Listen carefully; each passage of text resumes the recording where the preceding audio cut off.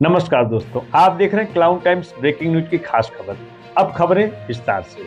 आज हम बात करेंगे दिल्ली के मुख्यमंत्री अरविंद केजरीवाल की गिरफ्तारी के बाद मचे घमासान के बारे में। बता दें कि 2024 के लोकसभा चुनाव को लेकर प्रधानमंत्री मोदी को सत्ता से हटाने के लिए विभिन्न राजनीतिक दलों के द्वारा बनाए गए इंडिया गठबंधन में शामिल सभी दलों के नेताओं ने जहां एक ओर अरविंद केजरीवाल के पक्ष में एकजुट होने का स्वांग रचा है, वहीं दूसरी ओर मीडिया ने इन्हीं नेताओं की पुरानी क्लिप को प्रसारित करके इन्हें एक्सपोज करके इन्हें बेनकाब कर दिया है। सबसे हास्यास्पद स्थिति कांग्रेस पार्टी की है, जिसे आम आदमी पार्टी के नेताओं ने सबसे बड़े भ्रष्ट दल का खिताब देकर दिल्ली और पंजाब की सत्ता से न केवल उन्हें बाहर का रास्ता दिखाया, बल्कि पंजाब में तो इन्हें गठबंधन की एक सीट भी देने को तैयार नहीं है। सबसे पहले विभिन्न चैनलों पर प्रसारित होने वाली खबरों में इन नेताओं की बयानबाजी को जरूर सुनिए और सोचिए मेन स्ट्रीम की मीडिया इन्हें क्यों छोड़ दे। घोटाला क्या है? शराब का लिकर स्कैम क्या है?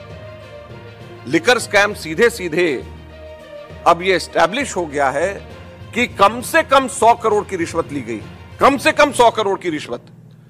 और उसके अंदर फेस टाइम के ऊपर केजरीवाल से बिजनेसमैन से बात कराई गई और बिजनेसमैन से बात कराने के बाद होलसेल डीलर्स को, जो प्राइवेट होलसेल डीलर्स हैं, उनको 12% कमीशन 5% से बढ़ा करके 12% कमीशन ये करी गई और उसके अंदर शर्त ये रखी गई कि 6% किकबैक आम आदमी पार्टी और केजरीवाल को दिया जाएगा।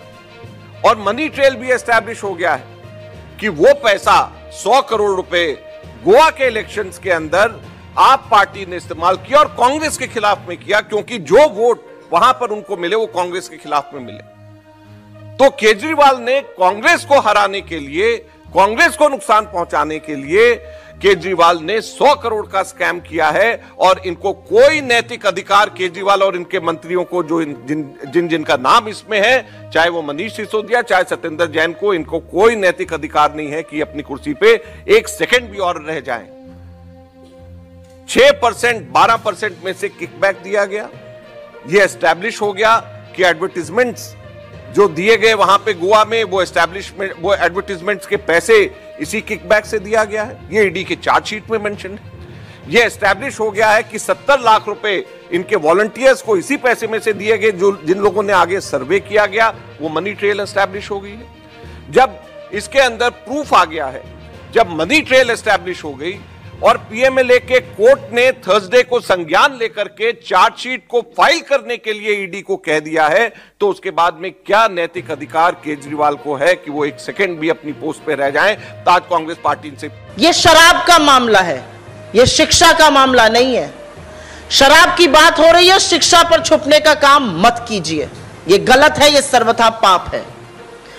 मेरे साथ दिल्ली प्रदेश कांग्रेस कमेटी के अध्यक्ष अनिल जी हैं, वो आपसे बात करेंगे, लेकिन उसके पहले बस मैं 2 ही चीजें कहना चाहती हूं। जब दिल्ली शहर में लोगों के सिर पर मौत का साया मंडरा रहा था और लोग बिना ऑक्सीजन के बेदम होकर तड़प तड़प कर दम तोड़ रहे थे, तब दिल्ली की अरविंद केजरीवाल जी की आम आदमी पार्टी की सरकार शराब की नीति पर काम कर रही थी। यह प्राथमिकता है सरकार की। इस सरकार की प्राथमिकता यह है कि 25 साल से, उस वक्त जब कोरोना से यह शहर जूझ रहा था और त्राहिमाम मचा हुआ था, विफलता केजरीवाल जी की भी है, उतनी ही विफलता मोदी जी की भी है। उस वक्त शराब पीने की आयु 25 वर्ष से घटाकर 21 वर्ष करी जा रही थी। 3 बजे सवेरे तक शराब बेची जाए, खुले में शराब पिलाई जाए, यह काम अरविंद केजरीवाल जी की आम आदमी पार्टी की सरकार कर रही थी। तो इस पार्टी के जन्म पर तो संदेह था ही, इसकी राजनीति पर संदेह है, इनके सिद्धांतों पर संदेह है। और हम यह जरूर कहना चाहते हैं कि जिस एजेंसी का दुरुपयोग का यह हवाला दे रहे हैं, यह सच है। एजेंसियों का दुरुपयोग तो भाजपा की मोदी सरकार ने इस तरह किया है कि जब वो सही कार्रवाई भी करते हैं तो वो भी, उस पर भी सवाल उठने लगते हैं। लेकिन इस पूरे मामले की जांच, इस पूरे मामले के खिलाफ आवाज उठाने का काम इसमें जरा सी भी भ्रांति ना हो। भारतीय जनता पार्टी ने नहीं किया, दिल्ली के उनके 7 सांसदों ने नहीं किया, उनके सदन के नेता ने नहीं किया, 8 एमएलए ने नहीं किया। इस पूरे प्रकरण पर प्रकाश डालने का काम, इस पर कार्रवाई करने की बात सिर्फ और सिर्फ कांग्रेस पार्टी ने दिल्ली शहर में करी। मैं चाहती हूं कि सबसे पहले अनिल जी आपको क्रमवार तरीके से साक्ष्यों के साथ यह बताएं कि कितनी काली करतूत कोरोना काल के टाइम पर अरविंद केजरीवाल जी की सरकार कर रही थी शराब पर, और ये शिक्षा की। दिल्ली सरकार के मुख्य सचिव की रिपोर्ट के आधार पर दिल्ली के एलजी ने सीबीआई को जांच सौंपी है। लास्ट बात कर रही हूं, नैतिकता थोड़ी भी बची हो। याद है हमें रामलीला मैदान, याद है हमें अन्ना आंदोलन, याद है हमें डॉक्टर मनमोहन सिंह जी और शीला दीक्षित जी का इस्तीफा मांगते थे। नैतिकता नैतिकता, आज नैतिकता आपकी तेल लेने चली गई, पूछेंगे कहां गायब हो गई, मर गई नैतिकता। थोड़ी भी नैतिकता दिल्ली के मुख्यमंत्री, आम आदमी पार्टी के कन्वीनर अरविंद केजरीवाल जी, अगर आपने बची है तो भारतीय राष्ट्रीय कांग्रेस आपसे अभी और इसी वक्त तुरंत मांग करती है कि आपके स्वास्थ्य मंत्री जो पिछले 2 महीने से जेल में हैं, सत्येंद्र जैन जी, वो और दिल्ली के उप मुख्यमंत्री जो शराब नीति के पूरे भ्रष्टाचार में सबूतों के साथ लिप्त पाए गए हैं, उनका तुरंत मंत्री पद से इस्तीफा लिया जाए, उन्हें कानून का सामना करने को कहा जाए। क्योंकि सीबीआई ने जो लुकआउट नोटिस आज जारी किया है, वो 12 घंटे की छानबीन, 12 लोगों के खिलाफ एफआईआर, जिसमें प्राथमिकता पे पहला नाम दिल्ली के उप मुख्यमंत्री का है, लुकआउट नोटिस साबित करता है, सबूत है, अपराधी जो आरोपी हैं उनमें डर है और वो देश छोड़कर भाग सकते हैं। ये हमें भी लगता है इस कार्रवाई को हल्के में ना लिया जाए। भारतीय राष्ट्रीय कांग्रेस ने आम आदमी पार्टी और केजरीवाल जी से 3 सवाल पूछे, सीधे और कड़े सवाल। पहला सवाल तो ये कि आप निर्णय कर लीजिए, आपकी शराब नीति सही है या गलत है। अगर आपकी शराब नीति सही है तो सीबीआई के डर से आपके पैर क्यों कांपने लगे, उस नीति को तुरंत वापस क्यों लिया, और किसकी शरण में गए? उन्हीं शीला दीक्षित जी की शरण में, जिनके बेईमान नाम के पोस्टर आप ऑटो के पीछे लगाकर घूमते थे। और अगर आपकी नीति गलत है, आप मानते हैं कि गलत है इसीलिए आपने वापस ली, तो फिर गलती की सजा क्यों ना मिली? गलत नीति पर मनीष सिसोदिया के ऊपर कार्रवाई क्यों ना हो? दूध का दूध पानी का पानी क्यों ना हो? इस बात का जवाब आम आदमी पार्टी की सरकार को, दिल्ली की जनता को देना होगा। दूसरा सवाल, आप बड़ा आरोप लगा रहे हैं कि 70 विधायकों वाली विधानसभा में से 62 विधायक वाली पार्टी को 8 विधायक वाला दल तोड़ने की कोशिश कर रहा है। हो सकता है तोड़ने की कोशिश कर भी रहा हो, क्योंकि मोदी जी का यही काम है। लेकिन अगर कोई संघीय ढांचे पर चोट कर रहा है, अगर मनीष सिसोदिया जी को एकनाथ शिंदे बनाकर उन्हीं की पार्टी को दो फाड़ करने की कोशिश कर रहा है, तो मनीष सिसोदिया जी का पहला फर्ज है कि उसका नाम और फोन नंबर सार्वजनिक करें। लोकतांत्रिक मूल्यों का हनन कौन कर रहा है, ये दिल्ली और देश की जनता को बताएं। और अगर नहीं बताएंगे तो ये मानना पड़ेगा कि जिस तरह से पूरे देश में घूमकर चुनाव लड़कर विपक्ष के वोट को बांटने का काम आम आदमी पार्टी कर रही है, वैसी ही कुछ सांठगांठ हिमाचल और गुजरात के चुनाव के लिए भी हो गई। और तीसरा सवाल मैं पूछना चाहती हूं कि पंजाब में तो संगरूर के चुनाव के चलते बड़ी आसानी से आपने अपने स्वास्थ्य मंत्री को आरोप लगने पर ही अरेस्ट कर लिया, लेकिन दिल्ली में सीबीआई की एफआईआर हो गई, मुख्य सचिव की रिपोर्ट आ गई 144 करोड़ के घोटाले की, और आपने इस्तीफा लेने के बजाय ये कह दिया कि भ्रष्टाचारी मनीष सिसोदिया को आप भारत रत्न देंगे। मैं समझती हूँ ये शर्मनाक है। महाराणा प्रताप और जाति को ढाल बनाना शर्मनाक है। ये काम बंद कीजिए, दिल्ली की जनता को जवाब दीजिए। केजरीवाल इस्तीफा लें सत्येंद्र जैन का और मनीष सिसोदिया का, और सीबीआई अपनी जांच को आगाज से अंजाम तक पहुंचाए। मनीष सिसोदिया जी अरविंद केजरीवाल जी के राजदार हैं। मनीष सिसोदिया अगर लंबे समय तक अंदर रहे तो मैं जितना उनका स्वभाव जानती हूं, वो लंबे समय तक चुप नहीं रह पाएंगे। उनकी चुप्पी टूटेगी और उनकी चुप्पी अरविंद केजरीवाल की कुर्सी तक पहुंचेगी। क्यों? क्योंकि आपका नीति शराब नीति को लेकर जो भी फैसले हो रहे थे वो दिल्ली के मुख्यमंत्री की जानकारी में हो रहे थे, उनकी इजाजत से हो रहे थे, उनकी देखरेख में हो रहे थे। मनीष ये जानते हैं सिसोदिया जी की फाइलों पे साइन उनके थे, फैसले उनके विभाग ने लिए, वो फंस गए, लेकिन अरविंद केजरीवाल अपने आप को बचा नहीं पाएंगे, मुझे ये पूरा भरोसा है, क्योंकि ईडी की सप्लीमेंट्री चार्जशीट में भी अरविंद केजरीवाल जी को आरोपी बताते हुए उम्मीद की जा रही है कि अगले कुछ समय में उनसे भी पूछताछ हो सकती है। स्वच्छता की राजनीति की बात करते करते आज शराब घोटाले में इतना दलदल में फंस चुके हैं। आम आदमी पार्टी की शराब से बात करें तो एक राज्य से दूसरे राज्य तक जाती है, जहां एक और शराब घोटाले में कट्टर बेईमान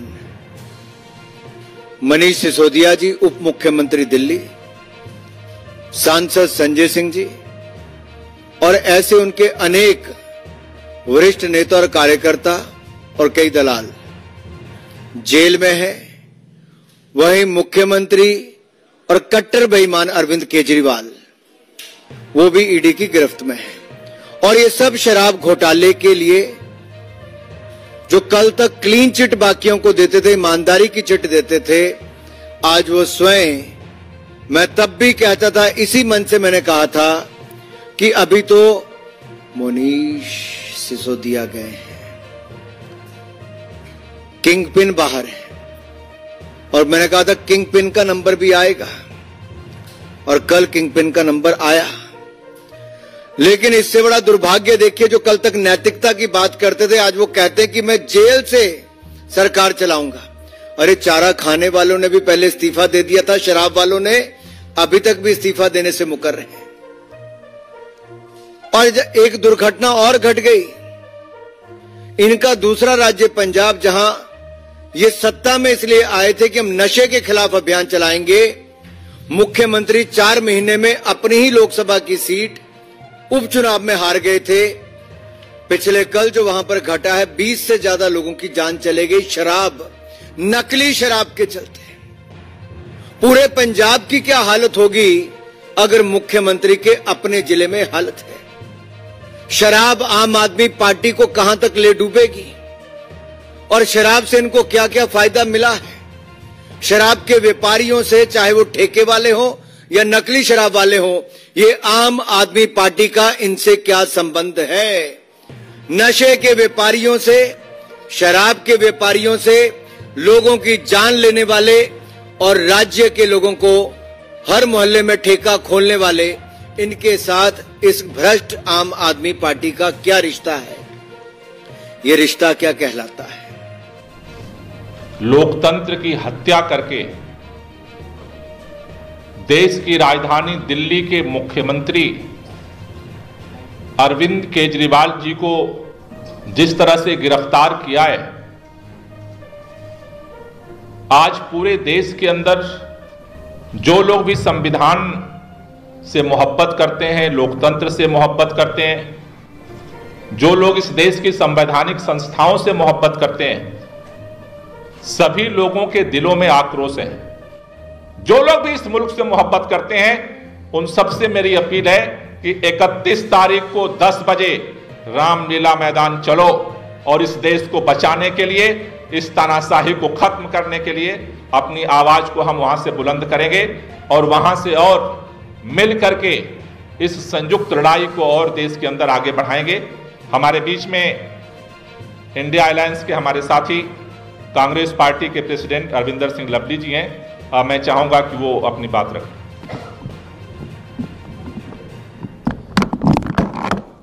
थैंक यू गोपाल राय जी, सुभाष चोपड़ा जी, आतिशी जी,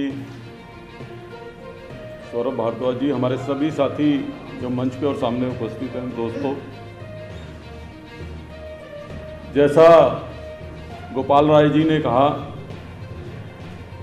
निश्चित तौर पे पूरे देश के सामने आज जिस तरीके से लोकतंत्र को खतरा है, हमारे नेता राहुल गांधी जी इसको, देश के लोकतंत्र को पूरे देश के अंदर जिस हमारे नेता ने छेड़ रखी है, तो ऐसे में कांग्रेस जब लोकतंत्र के ऊपर इतना बड़ा हमला हो रहा हो, कांग्रेस पार्टी उसमें उससे पीछे रहे, ये प्रश्न ही नहीं पैदा हो सकता। हम मजबूती के साथ इस देश के लोकतंत्र को बचाने की लड़ाई के साथ इंडिया गठबंधन के अपने सभी पार्टनर्स के साथ मजबूती के साथ कांग्रेस पार्टी खड़ी है। आज बहुत दुख और चिंता की विषय है, और ये दुख और चिंता केवल कांग्रेस के लिए, आप पार्टी के लिए और इंडिया गठबंधन के लिए नहीं है, ये तमाम भारतवासियों के लिए तकलीफ की बात है। नौजवान पीढ़ी के लोगों से, नौजवान पीढ़ी जो हमारा भविष्य है, उन लोगों से मैं विशेष करके ये अपील करना चाहता हूं। अभी जिक्र हो रहा था कि कल शहीदी दिवस था भगत सिंह जी का, राजगुरु जी का, सुखदेव जी का। इतनी कम उम्र में उन्होंने क्यों शहादत दी थी? महात्मा गांधी जी ने इस देश के नौजवानों को, इस देश की अधिकतर आबादी को लेके करो मरो का नारा किस लिए दिया था? वो इसलिए दिया था कि हम लोकतंत्र की खुली हवा में जो है सांस ले सकें, हम आजादी को महसूस कर सकें। आज जिस तरीके का माहौल आ रहा है, ऐसे माहौल की कल्पना तो महात्मा गांधी जी ने और भगत सिंह जी ने और बाकी शहीदों ने नहीं की होगी। लोकतंत्र के अंदर आप लेवल प्लेइंग फील्ड भी जो है चुनाव में विपक्ष के लोगों को नहीं देना चाहते, और उसके लिए आप कोई भी हथकंडा अपनाना चाहते हैं। आप देश की सबसे बड़ी ओपोजिशन पार्टी, सबसे पुरानी पार्टी के अकाउंट इलेक्शन से पहले सीज कर देते हैं, और आप इसे लोकतंत्र कहते हैं। आप चुने हुए मुख्यमंत्रियों को, चाहे हेमंत सोरेन जी हों, अरविंद केजरीवाल जी हों, चुनाव से पहले आप चुने हुए मुख्यमंत्रियों को कैद कर लेते हैं, उठा लेते हैं, उनको गिरफ्तार कर लेते हैं। आप किस तरीके का लोकतंत्र देश के अंदर बहाल करना चाहते हैं? इस लोकतंत्र से जो हमको रॉयलेट एक्ट की जरूर याद आती है, जिसमें नो अपील, नो वकील, नो दलील, इस तरीके का वातावरण जो है आज पूरे देश के अंदर जो है वो फैल गया है। हम किस ओर अपने देश को लेके जाना चाहते हैं? मैं तो अपने मीडिया के साथियों से भी कहना चाहता हूं कि जिस तरीके का माहौल चल रहा है, अगर ये माहौल कंटिन्यू रहा तो अभी तो आप कैमरा लेके भी हमारी बात सुनने आ जाते हो, तब कैमरा लेके भी चलने पे अनुमति होगी कि नहीं होगी, इस ओर हमारा देश बढ़ रहा है। तो इसलिए खाली हमारे लिए चिंता का समय नहीं है, आपके लिए भी सोचने का समय है। 31 तारीख को एक बड़ी रैली हम लोग जो है दिल्ली में करेंगे। इंडिया गठबंधन एक बड़ी रैली करेगा। इंडिया गठबंधन के तमाम घटकों के प्रमुख नेता जो है उस रैली को संबोधित करेंगे। ये रैली मात्र केवल पॉलिटिकल रैली नहीं होगी, ये रैली आह्वान होगी हिंदुस्तान के लोकतंत्र को बचाने की लड़ाई की। ये रैली आह्वान होगी इस सरकार के कुठाराघात के खिलाफ आवाज उठाने की। ये रैली पूरे देश में एक संदेश देगी कि देश के लोग, जिसके हमारे पुरखों ने जो है कुर्बानी देके आजादी की लड़ाई लड़ी थी, उस पुरखों की कुर्बानी को, इनके मंसूबों को कामयाब नहीं होने देगी कि उन पुरखों की कुर्बानी जो है वो जाया जाए हिंदुस्तान के लोकतंत्र के ऊपर। क्योंकि दुनिया में एक तरफ आप मदर ऑफ डेमोक्रेसी कहते हैं इंडिया को, इसलिए पूरे दुनिया के अंदर जब अगर हिंदुस्तान में डेमोक्रेसी के ऊपर खतरा आता है तो पूरी दुनिया के अंदर हमारी साख के ऊपर धब्बा लगता है। हम इन लोगों को दुनिया के अंदर भारत की साख पे धब्बा लगने की इनके मंसूबों को कामयाब नहीं होने देंगे। सोचिए, आज केंद्र की मोदी सरकार के डर से कांग्रेस नेताओं के सुर आम आदमी पार्टी के मुख्यमंत्री अरविंद केजरीवाल की गिरफ्तारी के बाद ऐसे बदले हैं जिसे देखकर लग रहा है कि देश के सबसे पुरानी पार्टी कांग्रेस अब केजरीवाल के पीछे खड़ी नजर आ रही है। कुल मिलाकर राजनीतिक दलों के बीच आज एक कहावत काफी चरितार्थ लग रही है कि का सखी गिरगिट ना सखी नेता। इसे कहते हैं सत्ता के लिए हजारों करोड़ के दिल्ली शराब कांड में रिश्वतखोरी के मामले में गिरफ्तार दिल्ली के सीएम अरविंद केजरीवाल के पक्ष में गिरगिट की तरह नेता कैसे रंग बदलकर उन्हें बचाने के लिए खड़े हैं।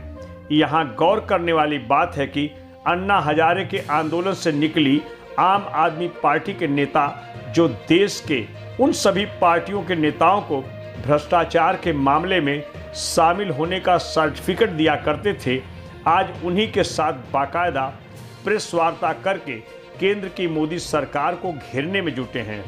यह तो आने वाला वक्त बताएगा कि ईडी के रडार में फंसे दिल्ली के सीएम अरविंद केजरीवाल 2024 के लोकसभा चुनाव में जेल की सलाखों के पीछे रहते हैं अथवा जमानत पर छूटकर इंडिया गठबंधन की मुहिम में शामिल होकर प्रधानमंत्री मोदी और एनडीए गठबंधन को मुंहतोड़ जवाब देने में कामयाब होते हैं। क्लाउन टाइम्स यूट्यूब चैनल की खबरों को आगे भी देखने के लिए चैनल को लाइक करें, सब्सक्राइब करें, बेल आइकन को प्रेस जरूर करें। क्लाउन टाइम्स की खबरों को फेसबुक पेज पर देखने के लिए पेज को लाइक